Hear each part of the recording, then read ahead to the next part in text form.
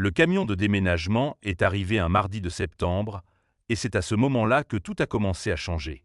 Je me souviens être resté debout à la fenêtre de la cuisine avec mon café, regardant ma femme, Camille, pratiquement courir de l'autre côté de la rue avant même que les portes du camion ne soient complètement ouvertes.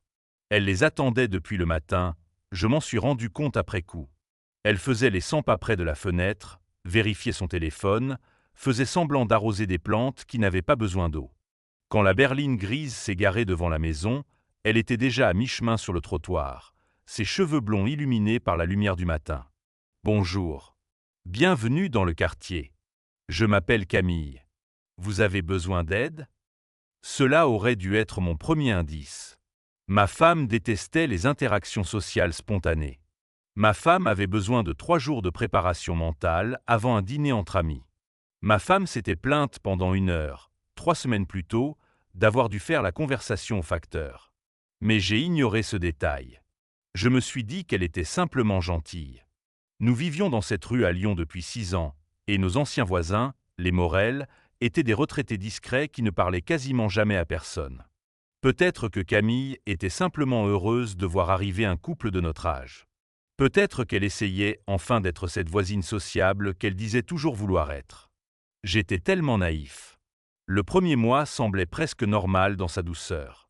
Camille rentrait à la maison en me parlant sans arrêt de Sophie, la nouvelle voisine, en disant qu'elle était incroyable, qu'elle s'était immédiatement comprise, qu'elle traversait une période difficile avec le déménagement.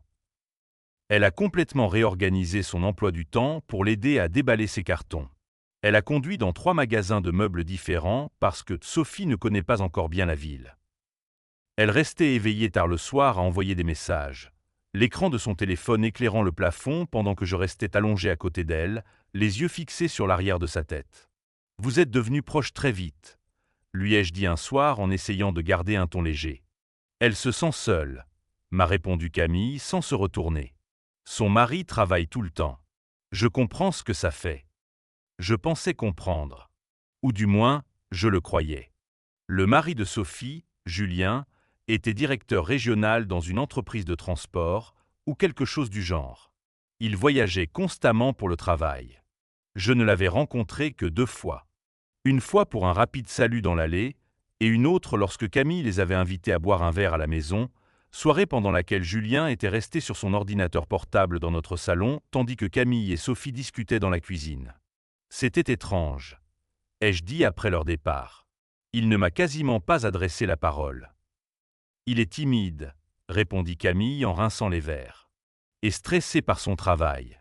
Sophie dit qu'il est comme ça depuis des mois. Des mois. Elle parlait à cette femme depuis à peine quelques semaines, et elle connaissait déjà les détails intimes de son mariage.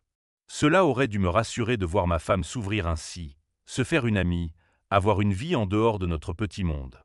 Au lieu de cela, quelque chose de froid s'est installé dans ma poitrine. Au 2e mois, ce froid était devenu glacial. Camille n'était presque plus jamais à la maison. Elle rentrait du travail brièvement, puis annonçait qu'elle allait voir Sophie.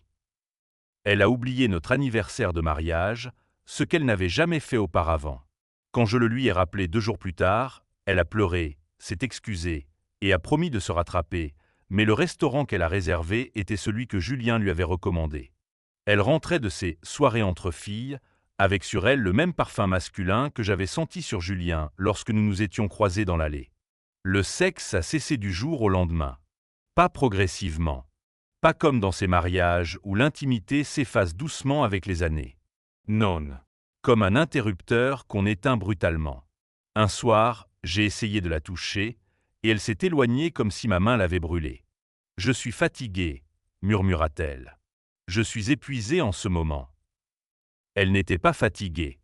Je la voyais le samedi matin bondir hors du lit pour retrouver Sophie pour du yoga. Elle avait plus d'énergie que je ne lui en avais vu depuis des années. Elle riait plus facilement. Elle souriait à son téléphone d'une façon qu'elle ne m'avait plus adressée depuis longtemps. J'ai commencé à noter mentalement toutes ses absences. Pas parce que j'étais encore convaincu qu'elle me trompait, mais parce que j'avais besoin de me prouver que j'exagérais. Pourtant les chiffres ne mentaient pas. En octobre, Camille avait passé l'équivalent de 3 journées complètes chez les voisins. En novembre, presque 4. En décembre, Elle passait davantage de temps chez eux que dans notre propre maison. Et lorsque j'ai tenté de lui en parler, elle a retourné la situation contre moi avec une facilité terrifiante. « Tu es devenu tellement distant ces derniers temps », me dit-elle, les yeux brillants de ce que je sais aujourd'hui être de fausses larmes. « Chaque fois que je rentre, tu me regardes comme si j'avais fait quelque chose de mal. Je croyais que tu me faisais confiance. Je croyais que tu voulais que j'aie des amis. » « Bien sûr que je veux que tu aies des amis, » me suis-je entendu répondre. Τι σω. Jedevien sparano. Elle m'a embrassé sur le front avec ce baiser condescendant qu'on donne à un enfant qui a peur du noir, puis elle est allée prendre sa douche.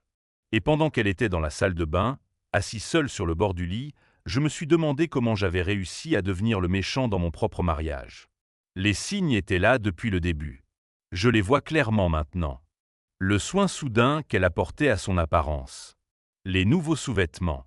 Le parfum cher que je lui avais offert 2 ans plus tôt et qu'elle disait toujours garder pour les grandes occasions.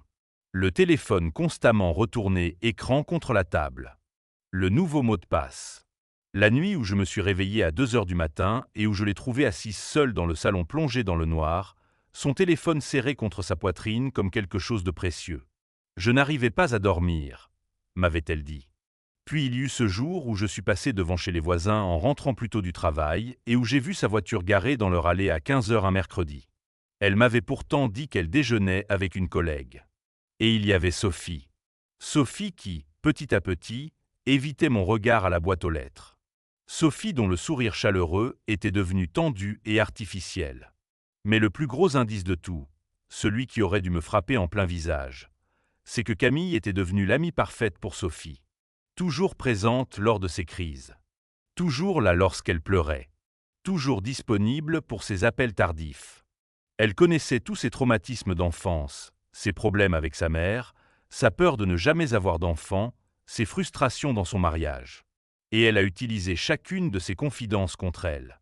J'ai découvert la vérité un dimanche de janvier. Camille m'avait dit qu'elle aidait Sophie à ranger le garage. J'ai dit d'accord. Je me suis préparé un sandwich. J'ai regardé un match de football. Puis, à un moment, j'ai regardé par la fenêtre. Et j'ai vu la voiture de Julien toujours garée devant chez eux. Alors qu'il était censé être en déplacement à Marseille pour tout le week-end. Le message est arrivé d'un numéro inconnu. Sans texte. Juste une photo. Et cette image restera gravée dans mon esprit jusqu'à mon dernier souffle. On y voyait Camille dans la chambre d'amis des voisins, à moitié nue, avec Julien au-dessus d'elle. Ses yeux étaient fermés. Ses lèvres entr'ouvertes. Elle avait l'air plus heureuse que je ne l'avais vue depuis des mois. La photo datait de 3 semaines. C'est Sophie qui me l'avait envoyée. Je ne me souviens pas du trajet jusqu'à leur maison. Je me souviens seulement de la sonnette. Du visage de Julien lorsqu'il a ouvert la porte. De la couleur qui a quitté son visage. De ses mains qui tremblaient. Je me souviens l'avoir poussée sans un mot. Je me souviens avoir trouvé Camille dans la cuisine. Encore vêtue de la tenue qu'elle avait soigneusement choisie ce matin-là. « Camille », ai-je dit. Ma propre voix me semblait étrangère. Froide. Vide. On doit parler. Elle a su immédiatement. Au moment où elle a vu mon visage, elle a compris. Mais même à cet instant, elle a essayé de mentir. Mon amour, ce n'est pas ce que tu crois. Et je lui ai montré la photo. Le silence qui a suivi fut le bruit le plus assourdissant de toute ma vie. 3 semaines, ai-je dit. Ça fait 3 semaines qu'elle vous photographie. Tu savais que ta meilleure amie documentait tout? Et c'est là que Camille a fait quelque chose que je ne comprendrai jamais vraiment. Elle a ri. Pas un rire hystérique. Pas un rire nerveux. Un petit rire fatigué. Presque soulagé. Sophie savait, dit-elle. Elle savait depuis le début. C'était prévu comme ça. Prévu. Ce mot me hante encore. Sophie et Julien étaient au bord du divorce depuis des années. Leur mariage n'était qu'une façade pour leurs proches. Sophie, désespérée de sauver son couple, avait développé l'obsession de créer un couple ami avec qui tout partager afin de forcer Julien à redevenir impliqué dans leur vie de couple. Le plan était simple. Nous devions devenir leurs meilleurs amis. Sorties à 4. Vacances ensemble. Barbecues. Soirees. Créer une proximité artificielle pour obliger Julien à redevenir présent. Mais quelque part en chemin, Camille et Julien ont trouvé autre chose. Pas de l'amour. Pas vraiment. Plutôt une reconnaissance mutuelle. Deux personnes habituées depuis si longtemps à jouer le rôle du partenaire idéal que le jeu avait fini par ressembler à quelque chose de réel. Et le pire dans tout cela, ce qui m'a fait vomir sur le canapé blanc hors de prix de Sophie lorsqu'elle me l'a raconté plus tard dans la soirée, c'est que Camille l'avait manipulé depuis le début. Chaque conversation, chaque confidence, chaque nuit passée à l'écouter pleurer, chaque geste de soutien, tout cela n'avait servi qu'à collecter des informations, à apprendre exactement quels mots employer. Kells Blesher's Toucher. Quell's Souvenirs Evoker. Comment devenir indispensable? Je pensais qu'elle m'aidait, murmura Sophie en sanglotant. Je pensais qu'elle était ma meilleure amie. Et en regardant cette femme brisée assise face à moi, j'ai vu mon propre reflet dans sa douleur. Nous avions tous les deux été manipulés. Nous avions tous les deux été rendus complices de notre propre destruction. Les papiers du divorce sont désormais dans le tiroir de mon bureau. Camille n'a rien contesté. Elle a voulu garder l'appartement que nous possédions dans le centre de Lyon comme investissement locatif. J'ai gardé la maison avec la fenêtre de cuisine depuis laquelle je l'ai vue courir vers les voisins pour détruire notre vie.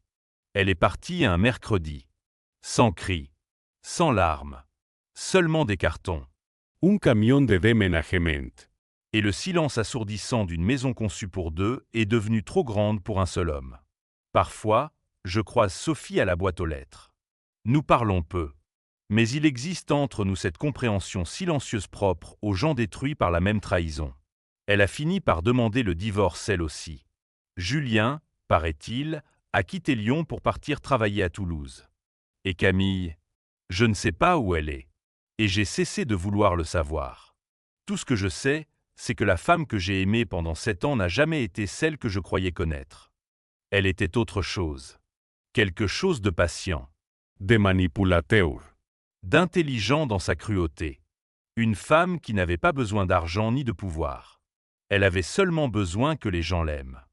Puis elle prenait cet amour, le collectionnait, jouait avec comme un chat avec des oiseaux blessés, les gardant en vie juste assez longtemps pour profiter de leur agonie.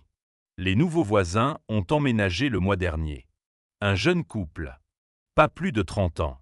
Ils riaient en portant leurs cartons dans la maison que Camille et moi appelions autrefois notre foyer. Je les regardais depuis la fenêtre quand la femme m'a aperçu. Blonde.